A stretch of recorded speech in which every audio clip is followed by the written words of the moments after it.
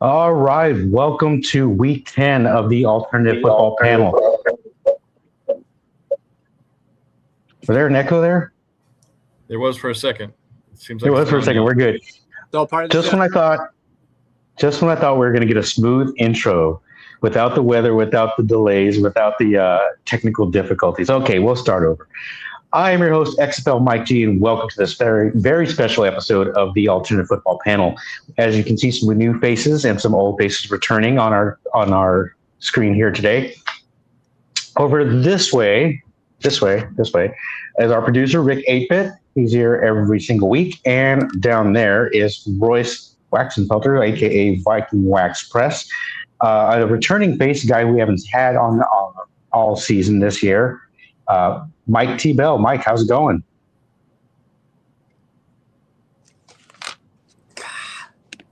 He's got a little bit of delay. What we got to do, other guys? We got John over here in this corner over here. He'll be representing Washington, D.C. and covering them for us. John, how's it going? It's good. Thank you for having me. I appreciate being on with y'all. Awesome. And it's great to expand our panel. And another new panelist will be coming Orlando for us will be Matt down here. Hey guys, how we doing? Matt, how's it going? You're a big super fan of the Orlando Storm, aren't you? Yes, sir. Yes, sir. Absolutely. So many of you guys probably recognize me. I'm the crazy guy who wears the orange squid hat. So obviously out of uniform tonight, but yeah, good to be on here. Thanks for the invite. Cool. Yeah, no problem. I'm actually a little bit disappointed we didn't get the hat. Maybe we'll get it before the end of the year. We may or may not have Zompox on tonight, depending on the Stanley Cup Finals. So he may jump on later. DeMarcus may join us later. Guys, I'm going to give you the opening topic, and then I'm going to jump off and do all my sharing.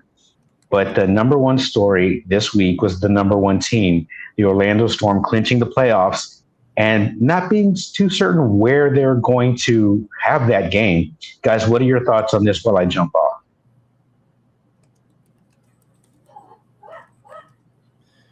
All right. Well, I guess I can jump in a little bit and talk about what team did you want to talk about, Mike? Which one? We're talking about Orlando and the journey that they went on for their playoff game to be moved to be taken from Orlando, moved to Columbus, and then now to Daytona, and some of the things that have transpired, especially with the tweets with Mike Rapoli. Yeah, I'm personally glad that they found a home in Florida for everybody to go to rather than have to expect them to go to Columbus. But I do feel sorry for the people that bought tickets in the meantime to go to Columbus. So that was a little rough. And hopefully they can make it right for those whoever did. What do you guys think? This definitely gave me the vibe of, Pulp Fiction, where he walks into the room and he's looking like that.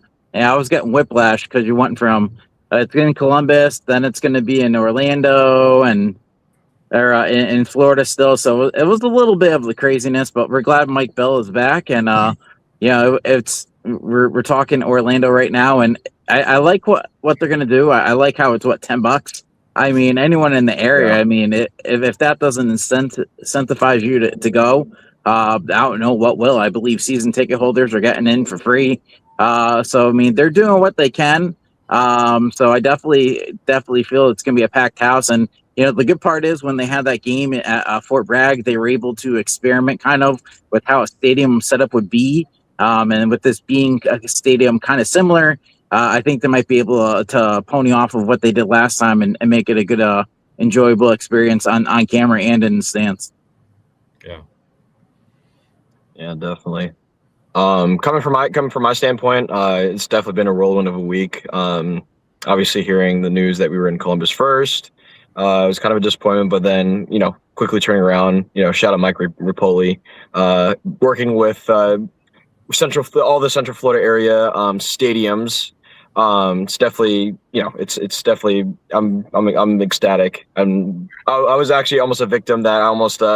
I had my flight tickets and the plane tickets in my cart ready to click on it. Then all of a sudden I saw it and then didn't have to do it anymore. So and add on to season ticket holders do get 6 complimentary tickets. So Nice.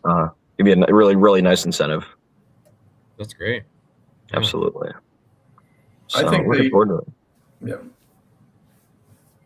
I think they picked a really good stadium to go down there to Daytona. I've seen games on TV with Bethune-Cookman College. I mean, it's not glamorous, but it is a highly functional, good facility, and it's a multi-purpose facility. It has broadcast. I've seen broadcast on there. So I think it's good. I think it's great for the Florida market to have them there and stuff. And even it's not that far from people from the DC metro area. I mean, it's about the same drive, about 9 hours down to 10 hours down to Florida if you're coming from Northern Virginia, and it would be 7 hours to Columbus. So those people that are hardcore are going to make the drive down and be able to get to the game. And yeah, $10 tickets is amazing. I do wonder, like, what went into, they said when they announced it in Columbus that they've already explored all the venue options. So to get this last minute, I'm curious if anybody has information on, okay, now we last second have Daytona available. So did they actually check in? Maybe, I think I'm curious about that for sure. I don't have any info, but that was curious. And I wonder if they just did a peripheral check and didn't check some more of the, smaller colleges or something. And then when they realized the backlash that was hitting, maybe they did a little deeper dive. That's my guess. I don't know for sure. Hey, I hate to say this. I'm a WWE fan, and they now have this WWE Unreal thing where you don't know if it's real or fake. And now with the docu-series going on, who knows? Maybe this is a play to get some ratings. Just saying. WWE has ruined me, unfortunately, so I think that way now. I love that. I will say that I do like the pivot from Repol. Like, he could very easily just say it is what it is, but to continue to grind and chip away at trying to make something work. Obviously this year looks messy in a lot of different ways, but his tenacity to try to keep making something work, I think, is going to bode well for the league. Yeah, looking forward to it. You're going to catch me there for sure. No, without a doubt. It's only about 30 minutes from where I live here in Central Florida, so I'm excited. I don't have to go up there. Is it supposed to rain at all? I have not checked the forecast. I think there's like a slim chance. Obviously, we're getting to the time of year here in Florida where it rains any given time of the day. But I'm rain or shine, I'm going to be there. Nice. Matt, have you ever been to that stadium? And can you tell us if you have, like, how that like area is, how that field is, or you don't know? I have not been to the stadium. I've been doing research on it. I've looked at kind of like a sky view of it. It's easy accessible to the highway. It has plenty of parking. They said I think it's 9,800 people of capacity, which is perfect for this league right here. So it's in a very favorable area for sure. Good. So yeah, looking forward to it. Oh, Mike's not here yet, but in the interest of keeping things moving, so we're not all here for some of us way past midnight. We had a Friday night game. It was pretty exciting. St. Louis hosted the Renegades. I was the only one who picked the Renegades. I don't want to pat my own back, but I had a feeling the Renegades were going to break their streak, and it was very, very tough game. I feel like the Battlehawks had some shots, but I think, unfortunately, Luis Perez looks like the Tin Man, not like the Spring King. So I'll open up. Who wants to go first with us? I'll talk a little bit about it just because I was challenged to come up with each week. I come up with, and you'll see him later, my player of the game. And boy, when I was looking at the defense, so many guys had a good game against the Battlehawks for the Renegades on defensively that it's almost like they knew that quarterback somehow and knew how to go against him. So it was, I should have thought of that ahead of time. Like, how did I not see that coming? So, yeah. I will say we got to give Luis Perez a little bit of slack here because, he's been in the Renegades type offense, for 3 years, and to go to AJ Smith or, that offensive coordinator, I think, there's something to be said about chemistry. There's a reason why we have training camps. There's a reason why we have off seasons and stuff to get that chemistry with the wide receivers. So he's getting a lot of flack right now, but I think we should cut him a little bit of a break. He could shine in the playoffs. He is the spring king for a reason. Yeah. That's a great point. I just wish that Luke Lennon had played a little bit just to get him some film. I mean, that's what Rick Neuheisel's talked a lot about, is guys getting film and opportunity. But it's wonderful that Dallas was really, they bought in and played out. And it was a good wake-up call for St. Louis to get serious, especially now that they got Louisville coming into the house.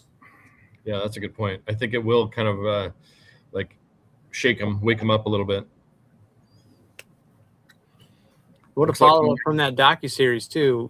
Just how much Rick Neuheisel loved Austin Reed, says he's an NFL quarterback. And then he's had a rough season since then. To be able to bounce back like that right after the docuseries is pretty cool, too. Yeah. That was a good way to end it. All right, guys. Thank you for covering for me. I have a little echo, so give me 1 second, guys. I don't know if it's... All right. I'll talk a Do little y'all bit. hear that, or is that? Oh yeah, Or is that me? I can hear It's it. not barely. any on. I can hear a little echo. Is anybody else watching the show and have their volume turned up? I'm just hearing crickets in my backyard. So Yeah. I hear an echo, and I don't think it's me and I'm on a delay as well.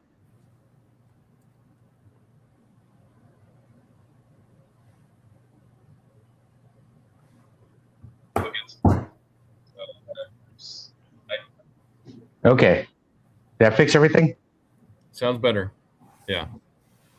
I think that sounds better. I have 2 devices that are both fighting for my Bluetooth and my headset, and it's driving me nuts. Think I got it fixed? Yeah, you sound good. Yeah, you sound Okay. fun of mine. So, all right. I thought I'd get through 1 week with no weird things going on. But anyway, so we talked about Orlando and their rigmarole and what happened with that. I know that Rapoli put out some tweets, and he kind of responded to one of mine. I tweeted out requesting that the information be put out at Facebook as well. It seems that Facebook is kind of neglected in terms of social media for the UFL. And I think that they had a lot of followers that they needed to get that information out. So they went ahead and did that, and they started doing that a little bit more. So let's go back into talking about week 9 here with our first game with Dallas at St. Louis. Guys, this is a pick that I really wanted to go to Dallas and pick them, but I didn't want Royce to stick up another 5 or 6 or what would that be, 7 now if they would have lost That that would have one? been 7 losses in a row. So I'm glad they didn't hit 7 losses in a row. That would have been bad for the Dallas community. Yeah, and I knew they were going to catch one, but unfortunately, I didn't think it was. I couldn't stay with them, even though I really wanted to. Luis Perez is starting to click a little bit, and I think we talked about that last week, where it's not so much Perez needs to click with the offense; it's the offense needs to adjust to him. What they're doing with St. Louis is AJ is running the passing game, and Luis Perez is running the run game. So it takes a minute. Plus, they talked about in one of the broadcasts the multiple snap counts and dummy counts they had. It takes time for those guys to catch up to him. traditionally when these quarterbacks travel to different teams, they'll bring a package of plays and things that they like.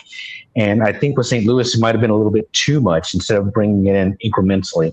But we saw it starting to click a little bit here for Dallas towards the end of the season.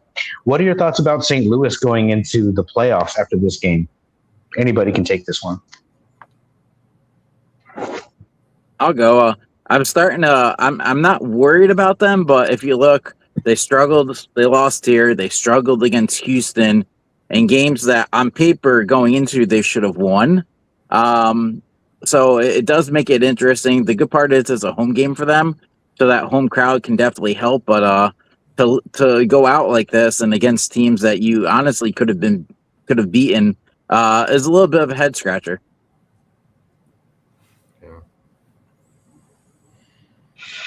Yeah, and heading into the playoffs, there's concern about will St. Louis get their offense rolling. They have a tremendous defense, and we talked mightily about their front seven and what they're able to bring as far as a pass rush.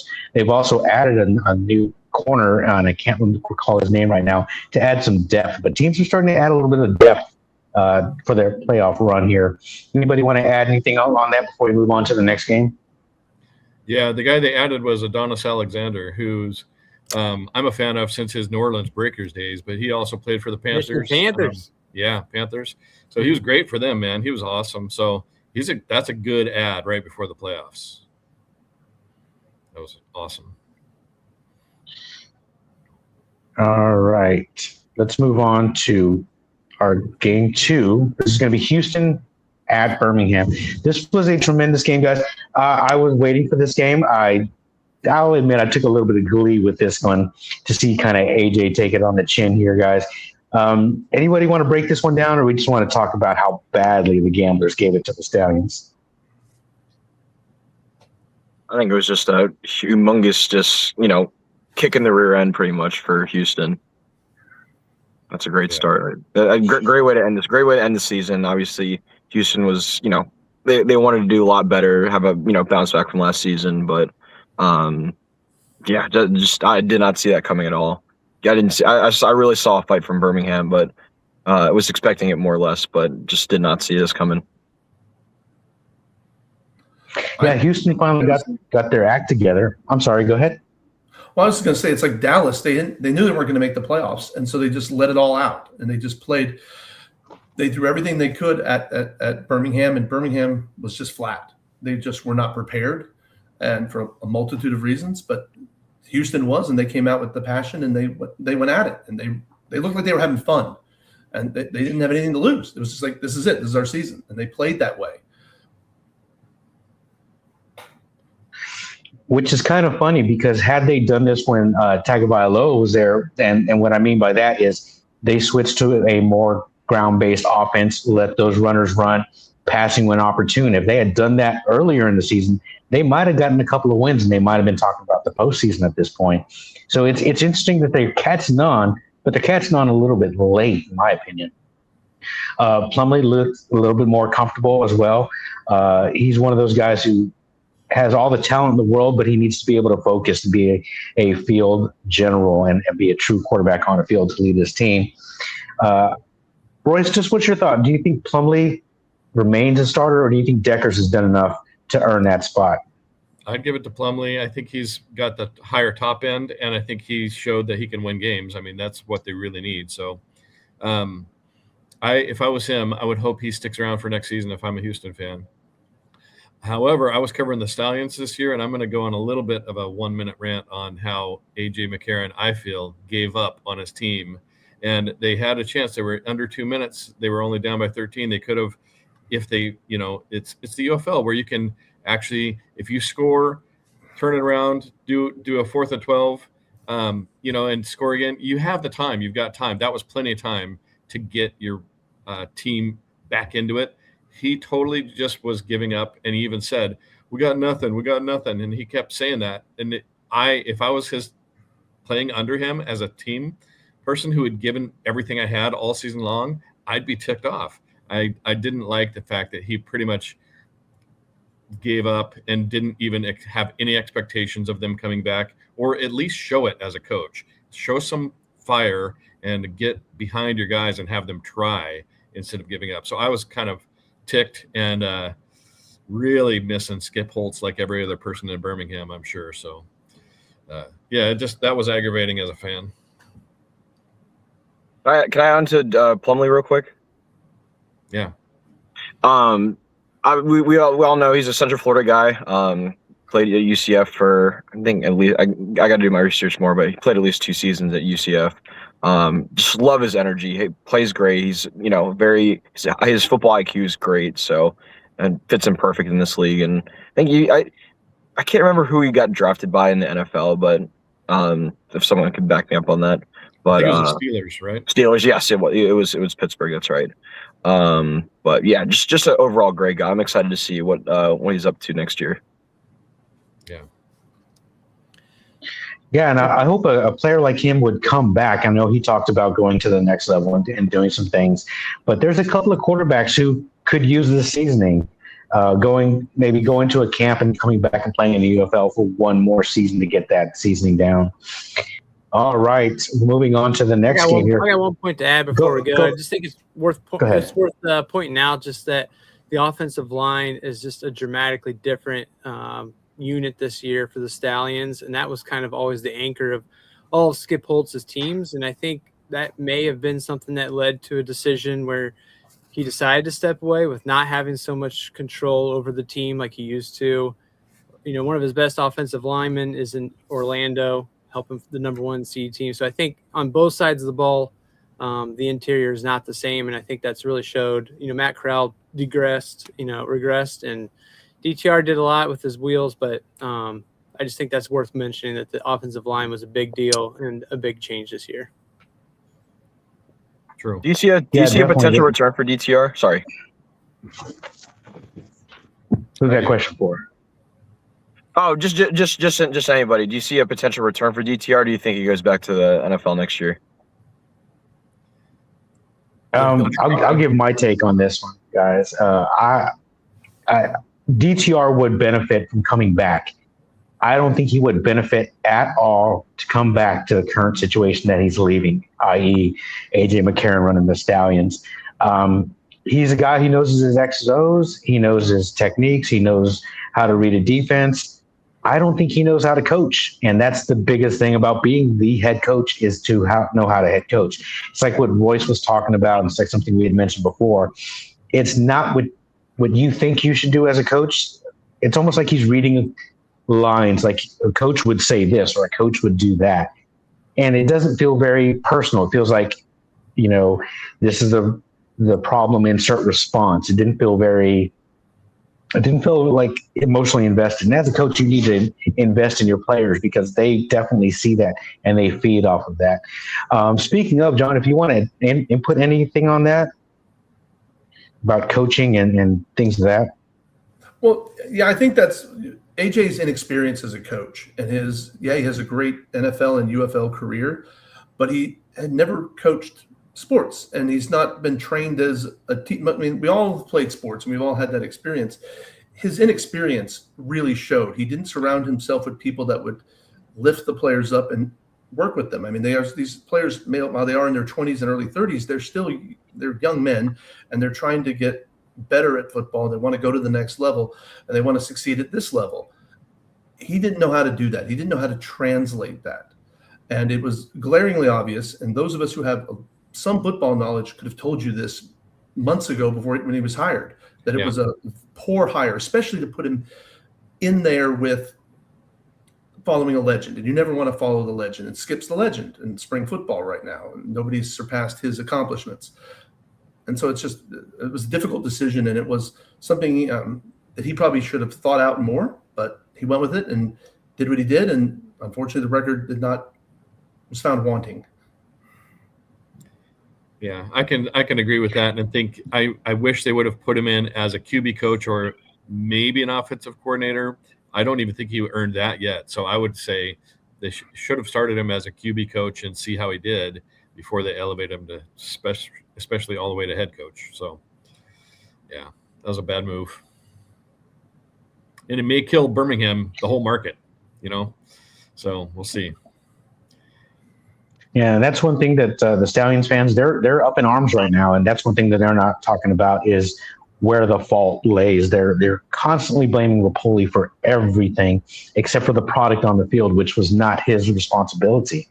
I think we can all agree. I think AJ needs some experience, and there isn't a off-season coaching school for him and Ginn to go to. You got to learn on the fly. So that's where we've talked about in the past about them becoming coordinators or position coaches to move up and elevate. And in football, it doesn't work. In some sports, like baseball, maybe basketball, you can hire a former player with enough knowledge and make him a head coach. But football's a little bit different. You've got a lot of players doing a lot of different things. All right, let's move on to the last game here. The next game, Orlando and DC.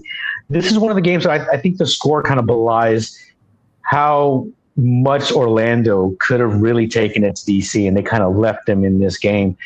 We've got Rick and John. Let's start with John. John, what are your impressions on DC in this game? Well, I'm going to give Orlando credit that they play good football and they don't make mistakes. DC makes mistakes, and Orlando takes advantage of that. And that's their 4-game losing streak is because they've made turnovers and they've made mistakes and they've had special teams issues, as we saw on Sunday.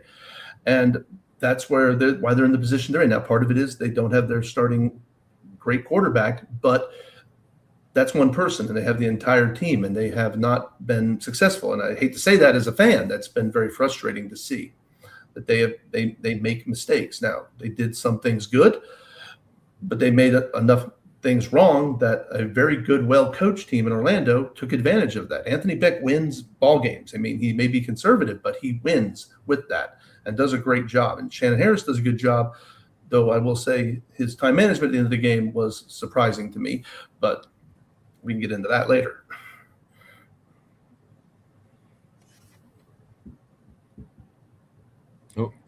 Oh, you're on mute, Mike. All right. Okay. Sorry about that.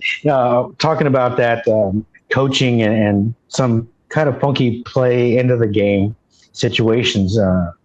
That one was a bit shocking as well, just like AJ in the previous game that we had talked about. The time management's a little bit different in the UFL than it is in, say, in college or even the NFL, with a different style play clock. And that's one thing that these guys need to get used to. But I was kind of interested, kind of intrigued when Harris that route with it. But I do think, as going back to Orlando and we were talking about before, it feels like some teams, when they assembled their team, they just went, oh, he's the most talented guy, biggest, tallest, fastest, I'll take him.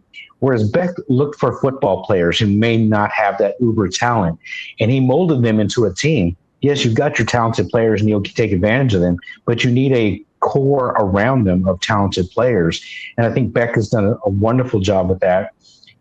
They're kind of new, a little bit of experience. So he kind of kept the wraps on, kind of kept them conservative all year. In the first half of this game, he kind of let it go a little bit and then kind of reined it back in, allowing DC to get back in there. But Beck has done a marvelous job with assembling this roster and coaching it like a real coach needs to. Anybody want to throw any more thoughts on that? Rick, you cover the Storm for us a little bit. Any thoughts on I think the hard part going into this game was once the Stallions lost, they kind of knew what the matchups were going to be, and I think that's how the game ended, because they're like, well, we're probably going to see you again next week. We saw you the week before.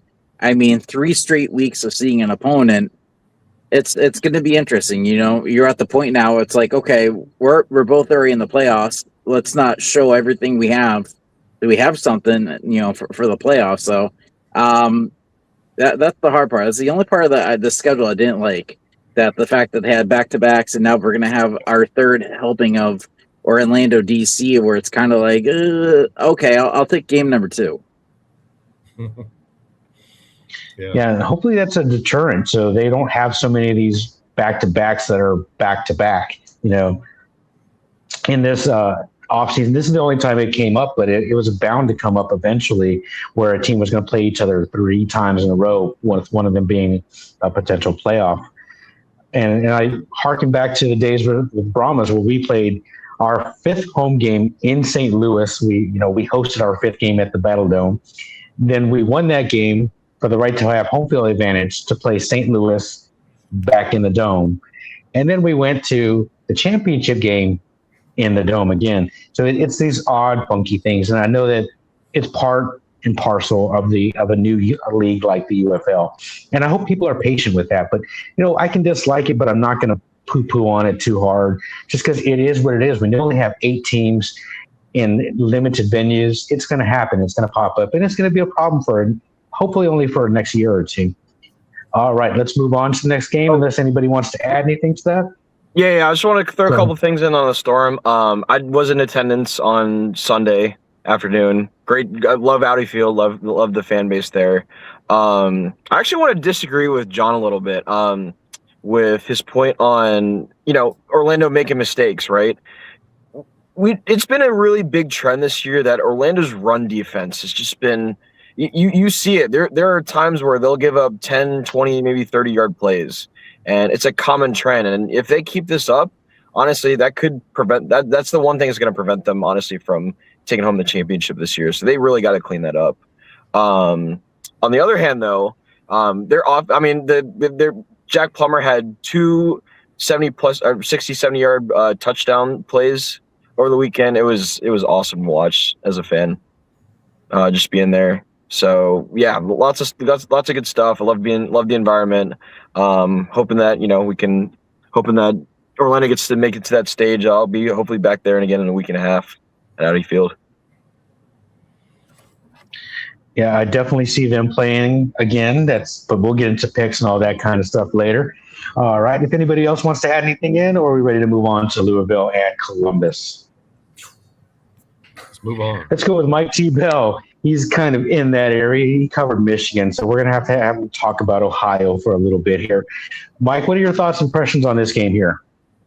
Yeah, I mean, I think it's fascinating, the Aviators being such a good run team to get outrushed, doubled in yards by the Kings. I'm just super impressed with Ian Wheeler. I'm actually a big Chicago Bears fan. He was on our practice squad last season, watched him in the preseason, and he was the real deal.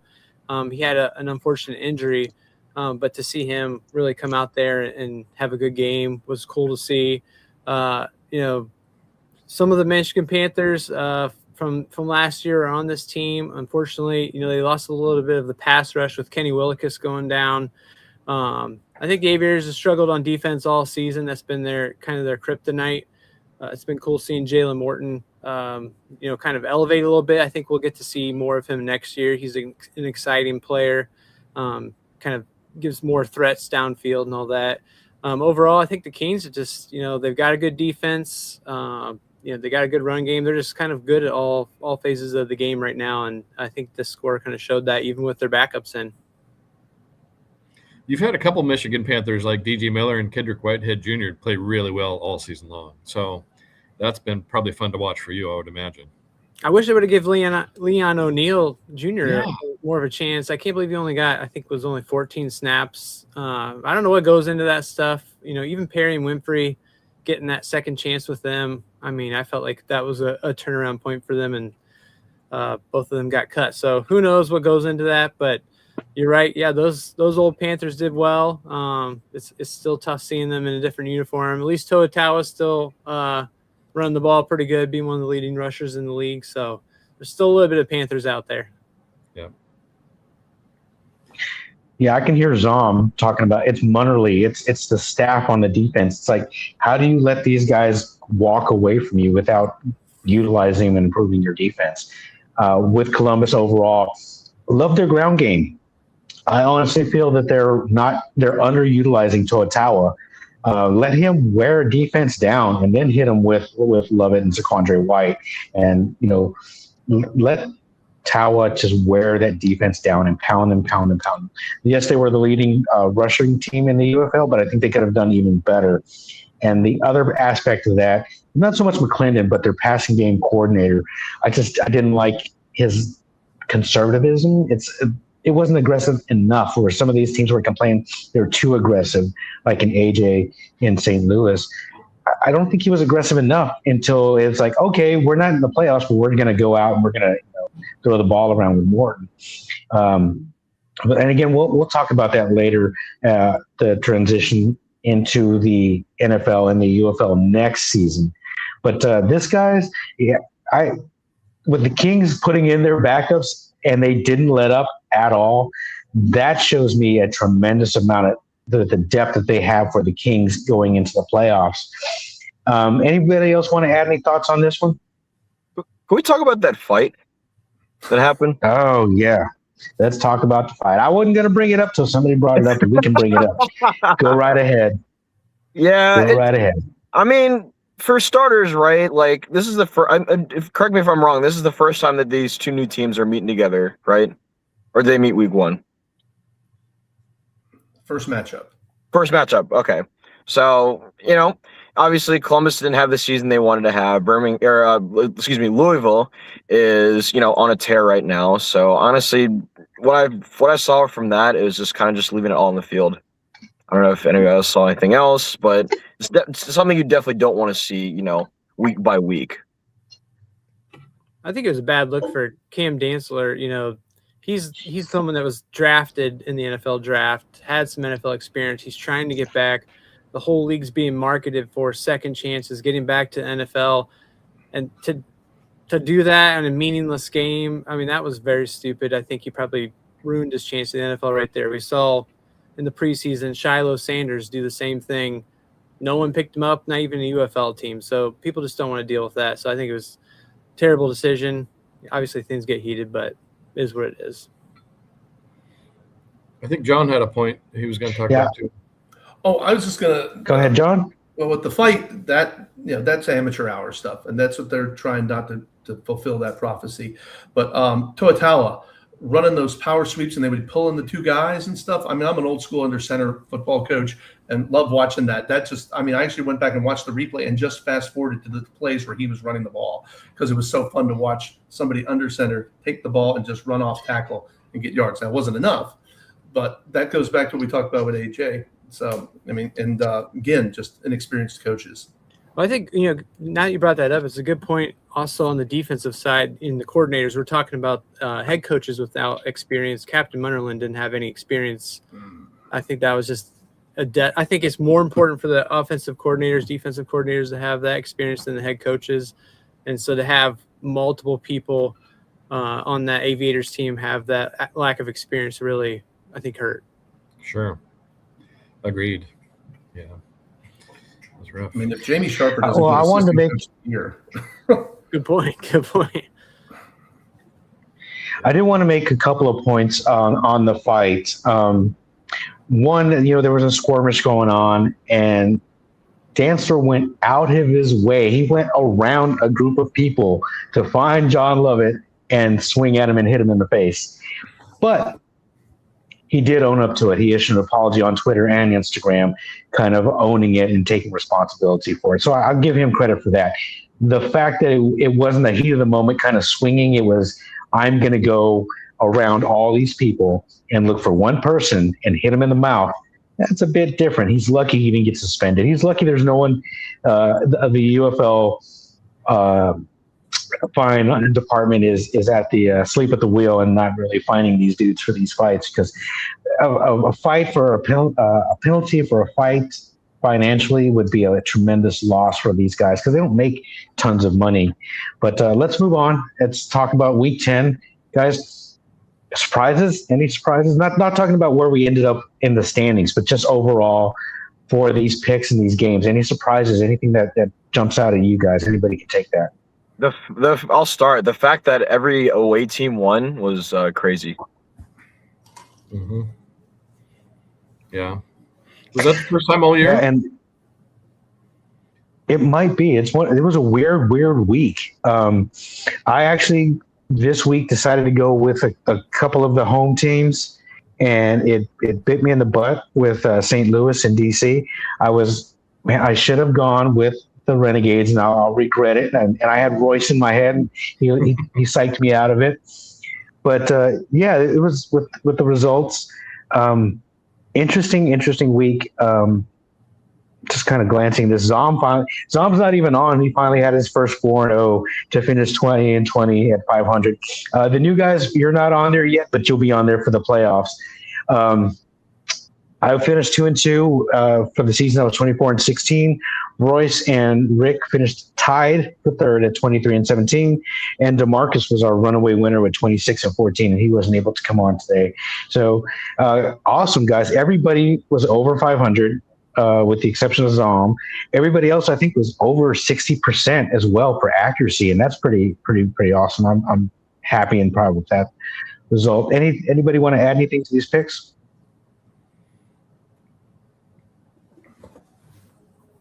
Nope. All right, let's roll on to the Week 10 power rankings, guys.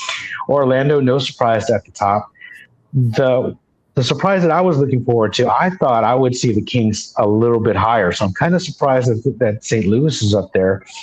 Louisville at 3, Birmingham in 4. How did that happen? Was this week or this is last week's? Rick? This is last week's because we're still recapping. Yeah. Okay. So I'm ready to actually move on to see this one because I haven't seen them yet. I peeked at the results. Guys, if you're not familiar, what we do is we submit these blind via email, and that way we can't influence each other. We kind of go with what we feel like where the team should be. We all have our different criteria. Some are more weighted to what just happened last week, and some are more weighted to overall, and we all have our varying degrees with that. But let's move on to Royce's stamp of approval. This is something we look forward to every week, where Royce picks his MVPs for each game. Take it away, Royce. Okay, and I did talk a little bit earlier about how the Renegades defense kind of sniffed out the game plan because they knew the quarterback really well. DeMarcus Mitchell had a couple tackles. Well, he had 3 tackles and 2 sacks, so he got to Luis Perez twice. So I think he kind of knew, hey, in this situation, he's going to run this direction, and I'm going to, nab him. So it was kind of cool to see, even though I cover the Battlehawks, I like the Battlehawks. I kind of wanted them to win for Dallas's sake, for the sake of the Renegades fans. I was glad to see them get that win at the end, and their defense really was the thing that did it. And they stuck to the run game for the first time in a long time too. So it was just a cool thing. DeMarcus Mitchell is ex-Showboat, so having covered the Showboats in the past, I like to see him get some sacks in there. Now for the Gamblers, man, their run game was strong. They had a few good runners, and Marcus Major was no slouch either. He had, I believe, 2 TDs, 80 yards, if I remember right. I had everything written down, and then I left it in the other room, so I'll just kind of wing it. But he had a great game for them, and they just really thoroughly won that game in every aspect. So but to see their run game get going and be strong and steady was a win for them that I think they can stick to that next year if they have a similar makeup on the roster, and they should go more run heavy. And then I'm trying to think of what game was. Oh, man, Cam Kemper. They had a few good guys, but Cam Kemper was one of them who had a super long touchdown grab. And I know that Zom Fox has always given Orlando crap about having the yak merchant, Jack Plummer, and have guys get yards after catch. But it's fun to watch, frankly. I love watching yards after catch. So I'm okay with yards after catch. And Cam Kemper is one of the best at it. They also have a few guys like Chris Rowland and Elijah Badger who are great at it. So it's a fun team to watch from that aspect. And I think Cam Kemper, this is his first time this season I've given him Player of the Week, and I think he earned it. For the Kings, Jaden Sheridan kind of came back from injury, and he was a guy, he was on Michigan early last year, went to the Brahmas, has super good sparks. You see it when he's not injured, he can play, and he had a great game for the Kings this last week.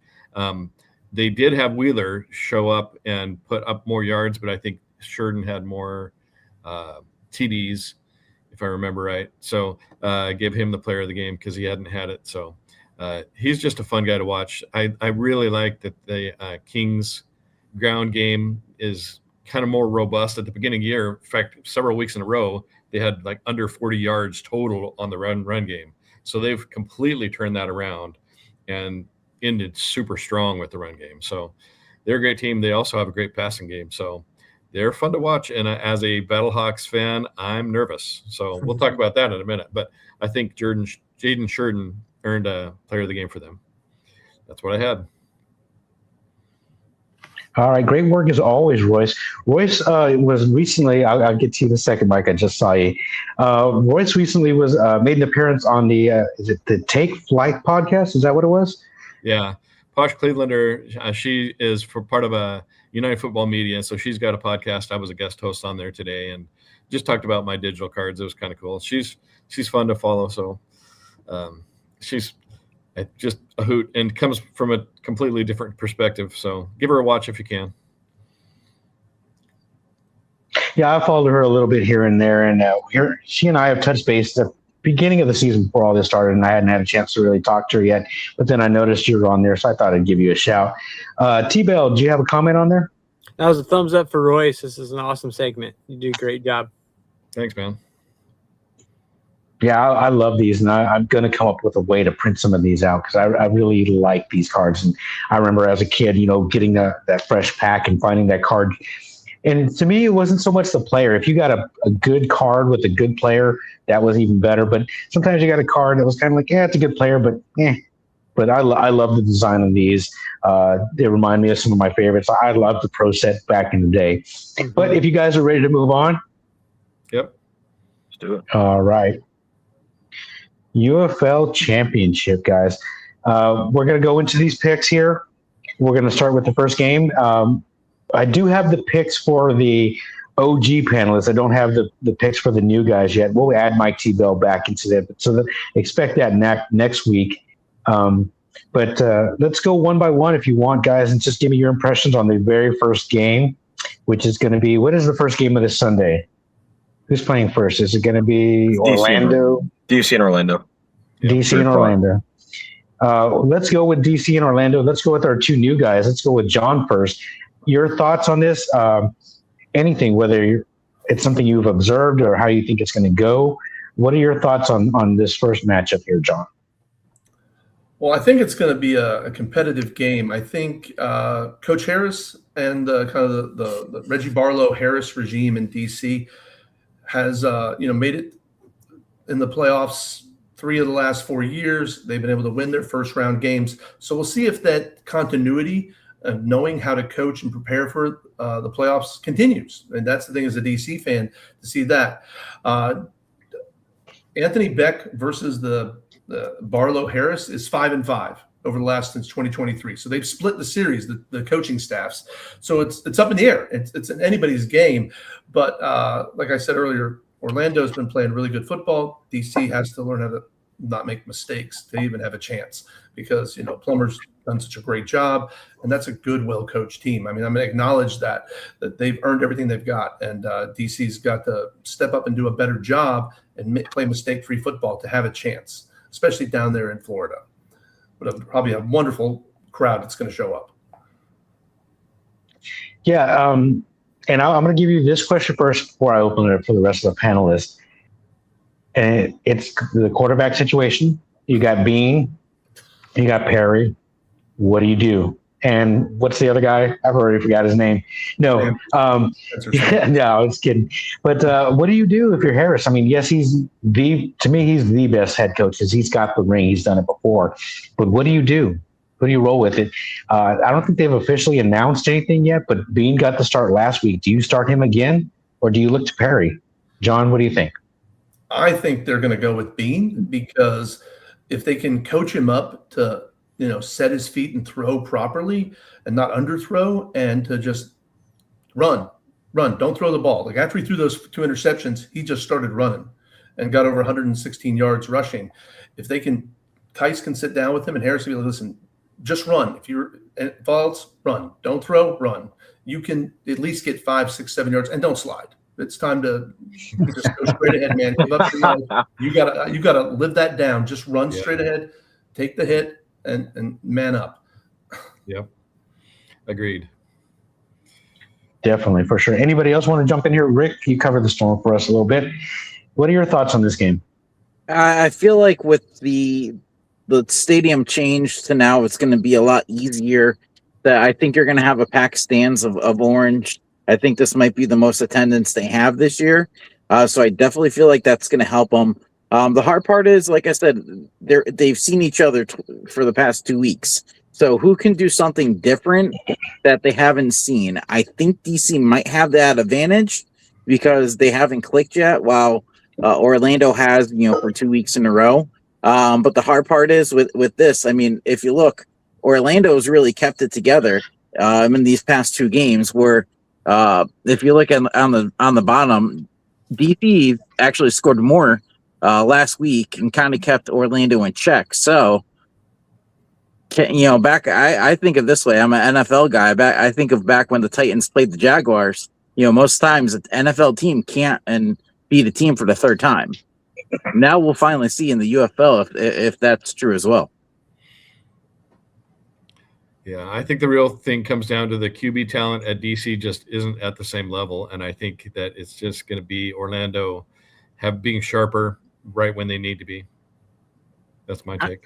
I don't think there's enough time to coach up Bean. I mean, Louisville really struggled with him after he left. They really rose to the top there. They've been on a run. So if they listened to John, I think they would do a lot better. But yeah, I think another good point John made earlier too is Orlando doesn't make mistakes, so it's gonna be really hard to make something crazy happen. So I think it's going to be a big Orlando win. And, hey, Mike Repol's hometown team making the championship. What do you say?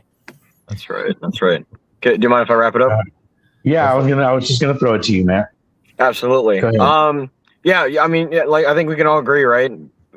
Beating a team 3 times in 1 year it's not impossible, but it's not easy at all. So, for me, I'm trying not to be as biased as possible. I would love to see the Storm in their first season go to the championship, but I would not be surprised if DC has that motivation, has that dog in them to, go back home and play at their home stadium for the championship, try to win it back to back. So, again, for Orlando, the big thing is their run defense has got to play much better. It's been a struggle. I think for me personally, it's been a struggle all year. But this is the week it's got to clean up for sure. But definitely, I got my tickets already. I'm looking forward to going to the game. Definitely will bring a lot of stories and coverage for next week. So looking forward to it, guys. Awesome. Sweet. Yeah, and I like what Rick said. I think it should, in theory, could be one of the biggest crowds they have in Orlando. If you're a season ticket member, and I know you guys touched on this before, but if you're a season ticket member, check your email. I've seen Facebook posts where somebody's like, it didn't load into my account on Ticketmaster. It's not going to load automatically. They're going to send you an email. You have to submit it that way. 6 free tickets. If you're not a season ticket member, or if you're in the area and you just want to travel, $10 tickets. You can't beat that. I think it's going to be a fun environment. At least they were able to stay in Florida and not have to play in St. Louis 3 weeks in a row. But I think Beck is going to have something for the quarterbacks, regardless of who it is. I think Bean's in one of in those categories, just like let's say Garantano, that they're technically, fundamentally able to do all the things they need to do, but as a person, as a leader, can they run their team? And I don't think Bean can do that. Yes, he's talented. He's got all the talent in the world, but can he put that together and lead a team down the field? Or is he going to try to play fast break football where everybody runs deep and, okay, everybody's got their back turned, I'm going to run? Eventually, they're going to figure that out. And I think Beck will definitely have something to say about that, because they noticed that too, that he was going to break off those runs, and they'll either spy him or they'll set something up for him with the pass rush where he's going to be funneled to where they want him to go. All right, let's move on to our second game, unless anybody else wants to add on to that. Well, sorry, one last thing, and we'll move on, I promise. Go ahead. Something to keep an eye on. KJ Hamler is dealing with another hamstring injury. I think they conservatively kept him out for this week, because we're already clinched number 1 seed. Definitely something to keep an eye on, though. He's dealing with another hamstring issue. Dealt with it when he's with Denver. Just been kind of just a career-long thing. So would love to have him back for this game for sure. Yeah. Which kind of takes me to a point. Rapoli, or whoever's running the communications department for the UFL, we need the same information that we get from the NFL, who's participating in practice, whether they're a full participant, not participant, no injury reports. And sometimes I actually stopped posting the injury reports because they weren't always accurate with the depth charts at the beginning of the season. So I stopped doing that. But Michael Poley, let's get somebody on that. You've got the money. Let's put real people into these departments to get the communication out. Let's not AI this thing. Let's not just if it's news, then we'll talk about it. No, let's get somebody who's on top of these things and take care of that.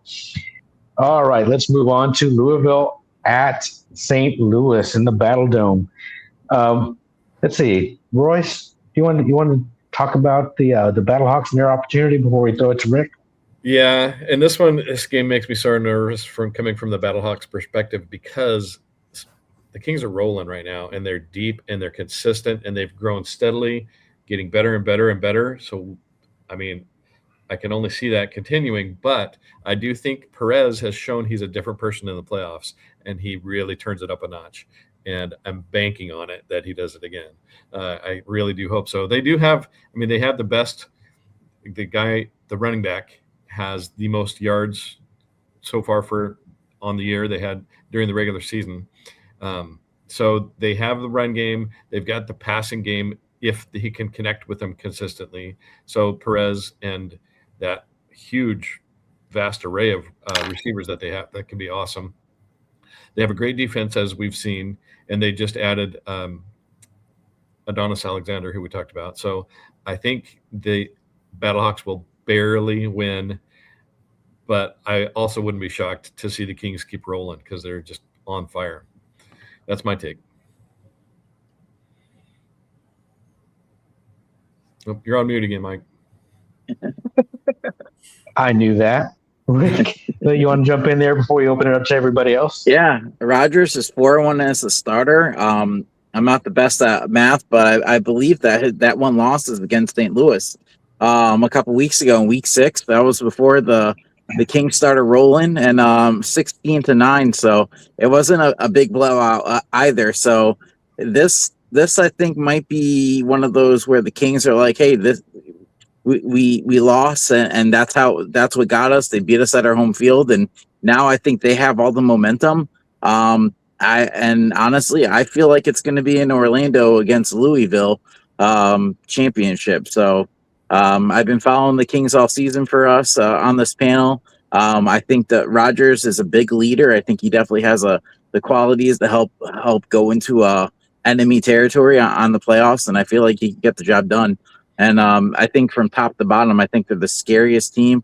I said it a couple of weeks ago. I said it last week. I'll say it again. They were the team that if they got in, they would be the one to make noise, and I'm going to stand by that. Definitely. And this has all the earmarks of one of those old school heavyweight, like whoever wins this game should probably be the champion if they didn't have to play Orlando next. Did I just give away my pick? But it's going to be a great game. I think this one is going to be potentially probably the best game of the year on paper so far. It looks that way. I'm going to go with Mike T-Bell and John, and then I'm going to let Maddie finish this up. But Mike or John, anyone who want to add their opinions on this game? Yeah, I want to jump in and just say, hey, Week 10, obviously, again, Luis Perez got a lot of flack, but what a perfect week to empty the chamber for A.J. Smith. Let's see what Luis Perez can do in my offense. You're going into it with a false sense of confidence for the Louisville Kings. Hey, it is Luis Perez. He said in that docuseries, episode 1, this is my last chance to get to the NFL. He's got a lot on the line. A.J. Smith, back with the Brahmas, he has a lot to play for too, with the way that they showed up in that championship game. I think those two together will lock in, they'll find what works, and they'll empty the chamber, and I think we'll see the Battlehawks finally in the championship. And that would be amazing for the Seattle or the St. Louis fans too, because they have been craving it for a long time. That rivalry is just awesome between those two teams, the Kings, St. Louis, and the just how close they are too, within 4 hours drive. So I just hope that continues for years and years. It's cool. Yeah, and before I just want to drop this point before we roll on with this. I did want to note the UFL is coordinating with the Kings, and they've got 2 sections in the Battle Dome. So they're actually going to put their fans together, so they're not going to be scattered out, so they can cheer together and sit together. And fight off the Battlehawks together. Good luck, Kings fans going into St. Louis. Wear some protection. Matt or John, did John go yet? What's your thoughts on this, John?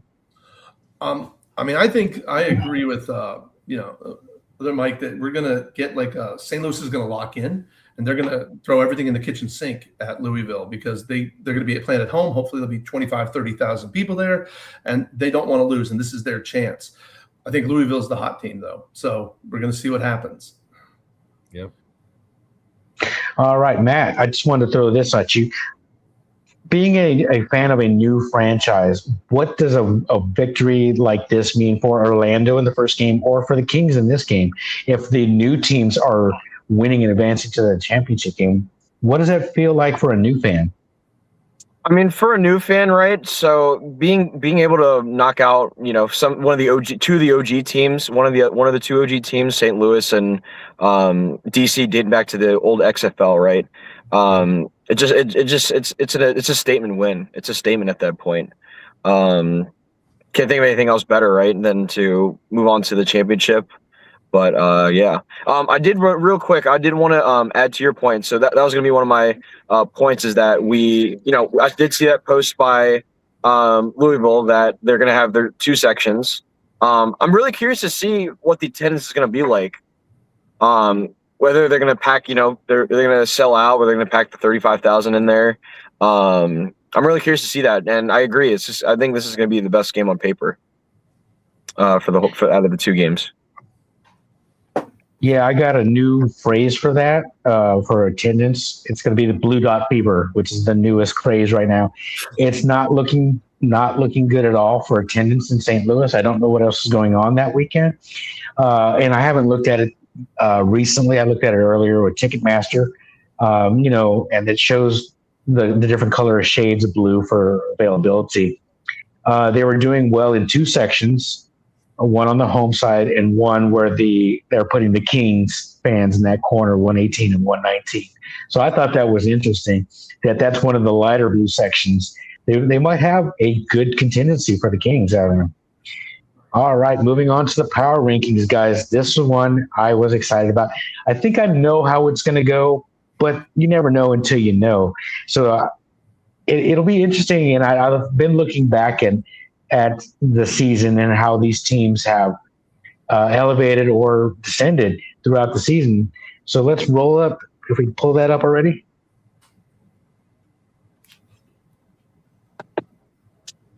Hold on. There's too many people in the screen, so it's taking a minute. Okay. So, yeah, we've all submitted our power rankings, and we'll get the new guys into the power rankings here because I think the more voices we have and the more diverse opinions from different parts of the country that we have, they give us a better picture, and that's part of the reason why we wanted to put the panel together. We've got East Coast represented. We've got me and DeMarcus in Texas, and we've got Royce out on the West Coast. So we're bringing a lot of different opinions and football experiences and history together. That's one of the things that's exciting about this panel. Even though we're headed towards the end of the season, I'm still very excited about the things that we can do in the off season and to complete this UFL season and give it the best coverage that we can do. All right. Well, we're getting that pulled up. Can I go back to St. Louis real quick and Sure. kind of dive into why the attendance issue, why the attendance is such a big issue this year? Go for it. Oh, I kind of just want. I'll open up to the. I'm just curious. Just opening up to the floor. That's a great question. I mean, it has dwindled. It's still the best in the league, and as long as it is, I think they're okay. But I do think it's a bummer. I wonder if people are just getting burned out on not getting deeper in the playoffs. And so I think if they do again, I think we'll see it start ramping up again next year. So I think it's going to be critical for them to take this game. I don't know if they will, but if they do, man, I think you'll see just tons of fans start showing up again if they can prove that they're championship worthy. That's my take. I'll give you a little bit of a hot take. No, go ahead. Oh, I was going to say, I think it's like Orlando and Louisville and Columbus, they had great attendance because they're the new thing. St. Louis is 4 years old. And some of that, I think, is that new shininess of spring football has worn off. And so people can be like, well, I'm going to go watch it from home and not have to go and deal with downtown traffic and parking and everything. And so, I mean, if they were winning more, then maybe there would be more people. I mean, they're still winning and they're in the playoffs, but 8-2 last year in the regular season is a lot different than 6-4 this year. Mm-hmm.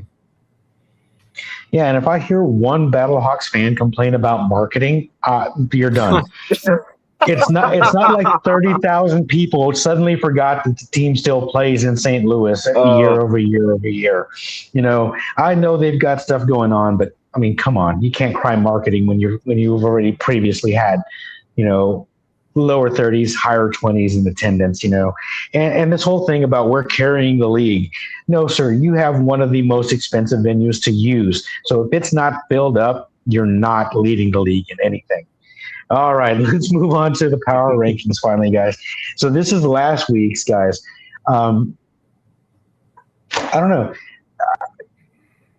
Looking at this, and all season long, we've been tracking the 4, 5, and 6. So moving on to this week, that's why it threw me off. It says week 10 on this one and week 10 on the last one. So this is the official this week power rankings, right, Rick?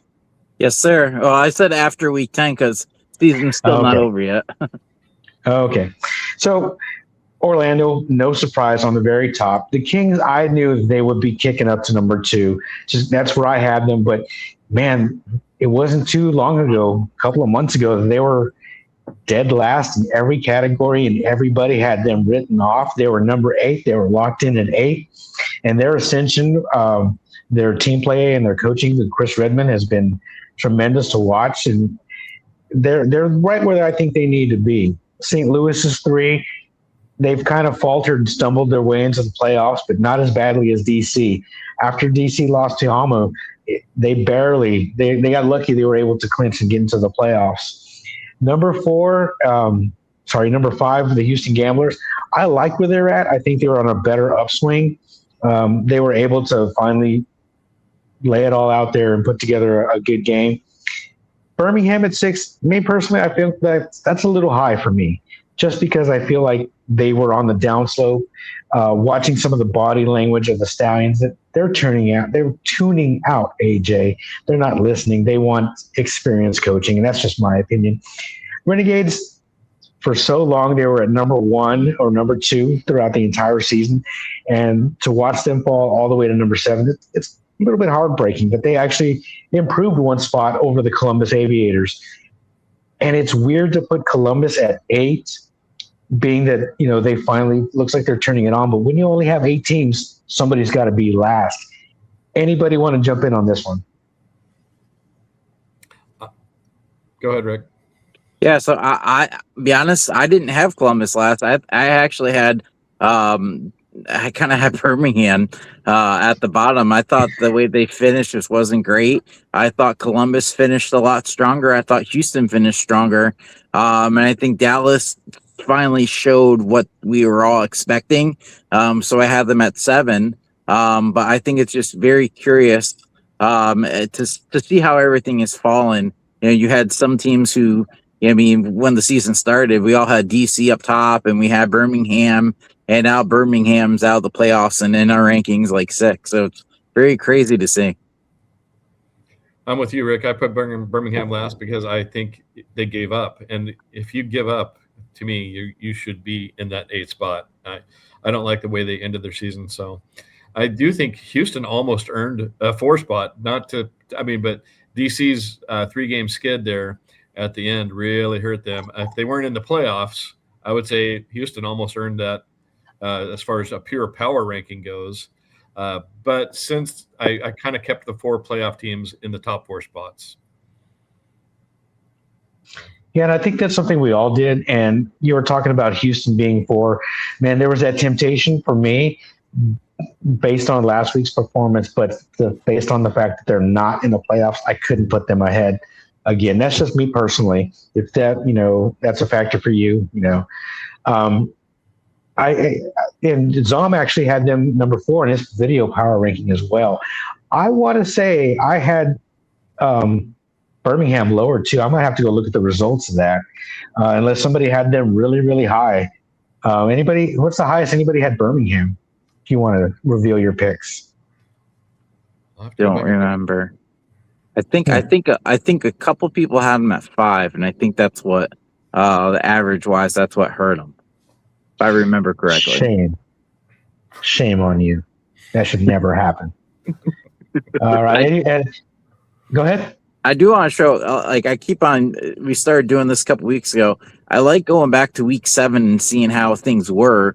Where you had DC at top, you had Columbus starting to get into motion, and they were 3rd.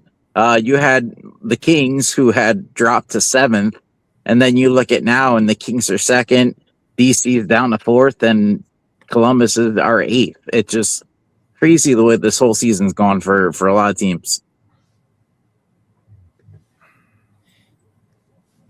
I would love to see one of those like little timelines where it just shows like the team logo like kind of moves like in like a bar graph almost. I would love to see that. Yeah. That'd be pretty cool. I'm kind of compiling that information, but I couldn't find week 5 because that was for me was my starting point, the midpoint of the season to see how they started and how they finished. Because the first couple of weeks are kind of like, it's kind of like a official preseason / regular season game. So I like looking at the last 5, but I'm working on something like that. It's just it's good information. It's good to see visually for me. It's like I said, Columbus being up there at 3, and that was only 3 weeks ago, and the teams that made the playoffs, like the Kings, they were at 7. It's been a remarkable run for them. Anybody else want to throw their thoughts on this, or you want to talk about specifically your individual team and some of the journey that they've been on for DC or Orlando, Birmingham? I mean, I'll just throw this in for Orlando, right? After we lost those 2 games to St. Louis and then Birmingham, I thought honestly that's where the spiral was going to happen. But then we just uprose from there, and it's been really cool to watch. Yeah, it was kind of crazy how they bookended their seasons with wins on either side of those 2 losses. Yeah, no doubt. Especially, I mean, both losses made sense for them, right? Beck going against his old team, was kind of just a. I wouldn't necessarily say it was a setup, but some say you could see it coming. DTR, right, coming back to his old team a week after he got traded and coming back to his old team and making a statement, right? Yeah. So. Well, now that we've got you on, Maddie, how did you feel initially about the DTR trade from Orlando? What were your thoughts on that? I at the time, right. That was a time where Jack was still playing great. Jack Plummer was still playing great, but at the same time, like DTR, I felt at that moment in time I felt like was the better quarterback. Now, turn to this week and even last week, that's the tides has totally flipped, right? I think when I was watching it last week before, I had brought up the point, is the DTR trade. Is it worth it? Do you guys agree with it? Looking back at it, I mean, it's working in their favor. I mean, Jack's working towards an MVP or even Offensive Player of the Year candidate. So I think all the cards fell in the right slot. And look at the, like I said, at the time it was really I was not happy about it, but flash forward to today, I think it was the right move. You guys got Bledsoe out of the deal too, so that was huge. We did, exactly, and we got a key part for our defense. So, and kudos to the Storm organization getting Plummer and DTR, where some of these teams were still struggling to find a suitable starter. And the fact they were able to get 2 of them and turn that into an asset. Kudos to them. We didn't talk about it too much with the Kings trade, but I think the trade of Jason Bean to DC was addition by subtraction. It allowed Rodgers to flourish and kind of take over the team and kind of right the ship, getting it and going in one direction, where Bean still needs a ton of experience. And they also benefited getting Mike DeLillo out of it, who I think is a better number 2 than whatever they have left in DC, with the possible exception of Perry. but that he was kind of new and coming in. But I think that the Kings absolutely fleeced DC on that trade. The Week 10 results, I think we already ran through those. So if we could pull up the playoff picks, that's what I'm excited about. I know it might take some time to pull up, but I don't think we need to relive that embarrassment anymore. All right, the playoff picks, and we don't have the new guys on there yet. We're working on that. Of course, we're waiting for Zom's video, but I'm pretty sure I know who he's going to pick, but I didn't want to assume anything and fill that in. Every single one of us took Orlando over DC. No one is giving anybody any hope to DC. John, not to put you on the spot, but who's your pick? Well, I'm going to be a homer because I'm going to go with DC to pull the upset. But the reason why I'm saying that is because I'm going to trust Shannon Harris and the coaches that they have something that they've planned, that they've thought this out, that once Jordan Ta'amu got injured, they knew that they were going to ride that 5-game win streak, try to win some games. Every game's been close. They've offensively outgained their opponents over these last 4 weeks, but they've made mistakes. Now, whether they can stop making the mistakes, I know I keep going back to it, but that's what has cost them. And they've played good teams. Louisville and Orlando are good teams. You can't make mistakes to good teams.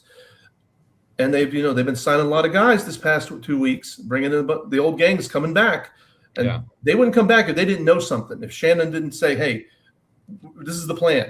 Come jump on the gravy train. Let's repeat, boys." So I'm gonna go with DC, but I wouldn't be surprised if they lost.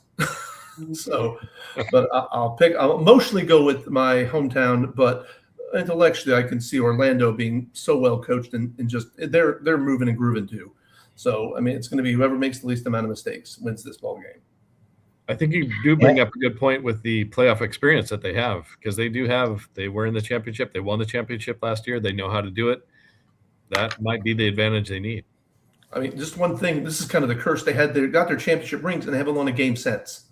Ooh. I mean, it's just like you curse them. And I'm like, I'm superstitious. So I'm like, oh, they celebrated too early. Yeah, that's unfortunate. It's like, do that at the beginning of the season. Don't worry about it in the middle of the season. But they are the champs until somebody knocks them out. So I think I used a little bit of that last week. But Becton and that Orlando team is just too strong for me. Maddie, obviously, I think I know who you're going to pick. Well, what are your impressions on that game coming in? Yeah, definitely. So we all talked about it, right? Third meeting in a row, right? It would be different if we had met week 2, week 6, whatever. But 3 times in a row, this is definitely not. I mean, these teams it's going to be a dogfight for both these teams. Right.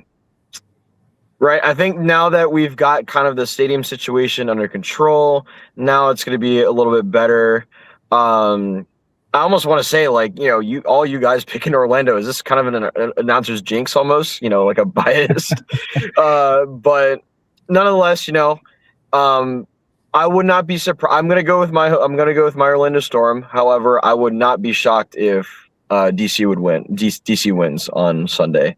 I need a couple key things that I need to see from the Storm this weekend.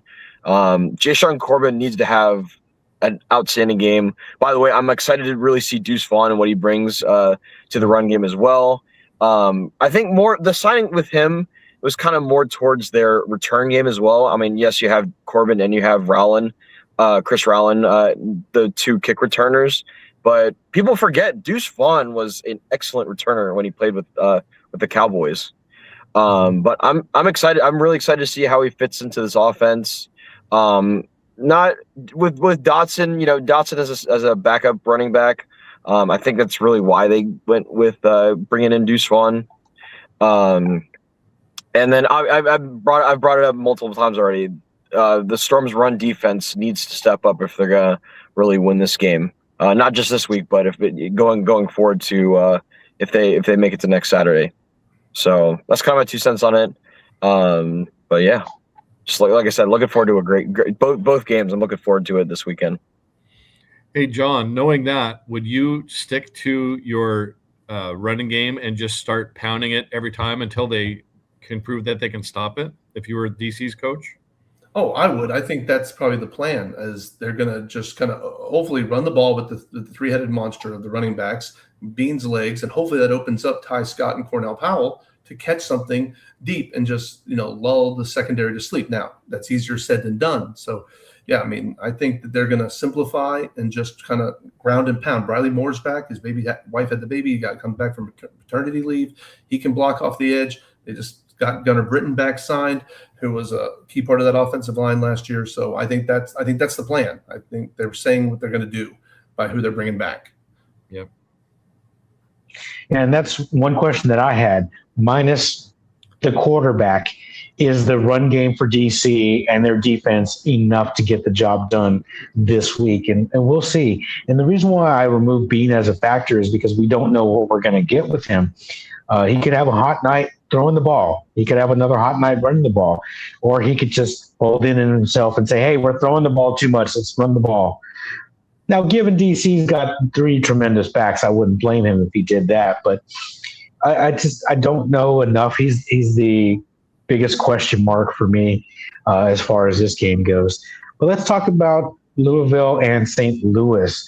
Only one of us was brave enough to pick the Battlehawks. Was that out of loyalty for covering them all season long, Royce? It was a little of that, and it was more hope in Perez that he can turn it on in the playoffs, and I think he can. But, boy, man, I think looking at the Kings, the way they just consistently improved, I believe Redmond should get Coach of the Year, and that team and that city should be proud of that team they put together. And it wouldn't shock me at all if I'm wrong because of the way they're rolling. I do think overall, I think the better roster belongs to St. Louis. However, I think the cohesiveness that the Kings have is better. So that was such a tough game. I think I picked I can tell you here, just to if you give me half a second, I'll tell you what score I picked. But I think it was a 1 point difference in the score. Yeah, I think it's going to be 23-24 Battlehawks. So super close game. Just such a tough game to pick. Yeah, it's going to be a tough one. Like the Kings for me was a little bit. I think I let my emotions sway that one. They've had a tremendous run, and I kind of don't like Seattle. St. Louis, just a little bit of bad taste in my mouth being a Brahmas fan. T-Bell, did you want to have a point? Do you want to jump in on that? Well, I if it's okay, I do want to do my pick for the DC Orlando game. Okay. Real quick. I think it comes down to coaching. We've talked a lot about that throughout the season. Everybody learned the hard way in 2025. Don't doubt Shannon Harris. And I think he's going to come up with a game plan. He clearly didn't show his cards in week 10, possibly not even in week 9. Anthony Beck talking about Spring Kings is kind of the Spring King of first round exit. So I'm going with DC with John as well. Nice. I was hoping you weren't going to say that because that's been a hot topic. It's been a really hot topic. Yeah, it's Louisville game. I think I'm just too much of a Perez homer, to be honest. He's just amazing. I think this is where he really cements his stamp on his career, and I think he's going to pull it out. Awesome. Yeah, and if St. Louis gets it in gear with that offense, that defense is outstanding. But it's going to be, can Perez click with that offense? It's not, like I said, it's not him learning the offense. It's the St. Louis players learning him and what he wants to do. It almost feels like AJ kind of went, oh, somebody who knows what they're doing. Here, you do everything. Yeah. Sorry, that's just my personal opinion about AJ. He was our offensive coordinator in San Antonio, and I have a little bit of different perspective about AJ Smith.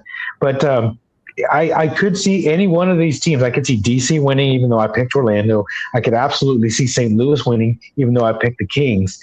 Maddie, do you want to jump in here for your pick with the Kings and the Battlehawks? It is. I mean, this is just like we've been talking about. This is just such an outstanding game. I'm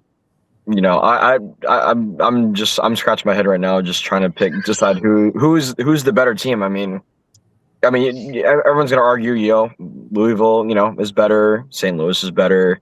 I would love to see an Orlando Louisville championship. Right, just two first year teams in the championship rather than seeing the Battlehawks go again or the Defenders go again. Yeah, I guess for me, I think St. Louis. I think for me, St. Louis will. This fans will finally come out of hibernation. They'll stand out. They'll catch Louisville on a bad week. So give me the Battlehawks. Right on. Yeah, and it almost feels like nobody can be wrong with this one, even though we do have our favorites in terms of teams that we think that should win. I wouldn't be surprised if there were any upsets, but every one of these matchups leads to a potential championship game that everybody should be excited for, whether it's the defending champs limping in, the upstarts of new kids, Orlando and Louisville, or St. Louis finally getting a championship. Nobody wants that except for St. Louis. All right, you guys are ready. Are you guys ready to move on? The other thing too is St. Louis, right? I would love to see Beck just go against his old team and in the championship. That would be that's a great story right there. Definitely. From a Storm fan standpoint, I'm kind of scared of how well Louisville's playing right now as well. Yeah. Honestly, I can't wait to go back and dive into these games that they've played during the regular season to kind of see what information I can get out. This is my favorite part of the year because, yes, there's only 4 games every week, but now there's only 2, so I can, devote more time into kind of digging into some of these matchups. But if we're ready to move on, guys, we're almost in the home stretch here. Running a little bit long, but not too bad. All right. I do want to add this comment that we got earlier in the show. And it is, let me see. Nope, that's not the comment that I was looking for. That's the comment I was looking for. Do you think next year they will make the 60-yard 4-point kick optional after the touchdown? So I think the question is like, okay, you got the touchdown, you're down by 3. Do you want to move it to 60 yards to try to get a 4-point play? Interesting concept. I like the idea. Now, before I give my 2 cents on that, I'm going to throw it out to you guys. What are your thoughts on that? I love it. I'd like to see it, but I don't think they will. What a great way to highlight what has already been so successful for spring football, and that's the kickers. So giving them multiple opportunities. They brought back the extra point this year to highlight the kickers. Let's give them another chance. Actually, I disagree with that. I would love to go back to the 1, 2, 3 points. Going for it. It obviously, yes, we honor the kickers, but at the same time, right, it just made the league unique in a way. I have to go with Maddie. I agree. I'd rather bring back the 2 or 3 point conversions. I think that was more fun and more exciting, and it made them take more chances instead of playing it safe with field goals and extra points. Yeah, I kind of lean toward what Mike T-Bell was saying, though, because most of the guys who are making it to the NFL are special teamers. If you look at the percentages, and I think that's who you need to really be pushing and giving them more time. So I'm torn because, for pure fandom, excitement, play, the extra point's boring, but it's also a big factor. So I'm torn on that one. Yeah, Royce knows how I feel about kicked extra points. I think they should be abolished and be done away with. Yeah. Potentially with a 60-yard 4-point field goal. I don't know. That's an interesting concept. It'd be fun to see in practice. But me personally, yes, to reiterate what Royce was saying is something I was thinking about. Special teams is your best opportunity to make it to the next level. You look at Turpin and all the kickers as well. The long snappers made it. But if you show NFL coaches you're willing to play special teams, that is a huge feather in your cap. So going back to the original question about the 4 points, do away with kick extra points. They're boring. They shouldn't exist. Who wants to see a 10-yard field goal? Nobody wants to see that. So I'm a big proponent of always going for 2 or always going for 3. I think we see more of that. We'll see more exciting plays because that's what the UFL is about, more exciting plays. Nothing's more exciting than going for 2. With the exception of the overtime shootout, I think that's the most exciting play that we have in the UFL. The only other thing that I would add to that is if you score not a touchdown, but if you block a kick or if you intercept or return a fumble, that's an extra point. To me, that should be 4 points. I would love to see that. Can you imagine the swing in some of these games if that was a 4-point play? Yeah, I don't think you should reward the team if they're going for one and you take it away from them and score the same 1 point, because that's a bigger play. You had to take the ball and move it across the entire length of the field to score. You should get 4 points. Rapoli, hit me up. Let's talk about that. All right. Anybody else want to add anything else before we wrap it up? So honestly, just a great slate of games this weekend, and I'm looking forward to both of them. Being in Daytona Beach for the Storm and Defenders, and then getting to watch Louisville and St. Louis go at it. Great panel of games. Yeah. So I'm just going to answer this question real quick. Yes, I think they should. You know, anytime it's if it's on the extra point, yes, it should be 4. But if it's a traditional block, no, it should be a touchdown. But anyway, let's get that off of there. All right. What else? That's our socials, guys. Be sure to follow us on Instagram, YouTube, and Twitter at the Alternative Football Panel. Keep in touch with us, because after the UFL season, we're going to still continue the Alternative Football Panel because there's more alternative football out there.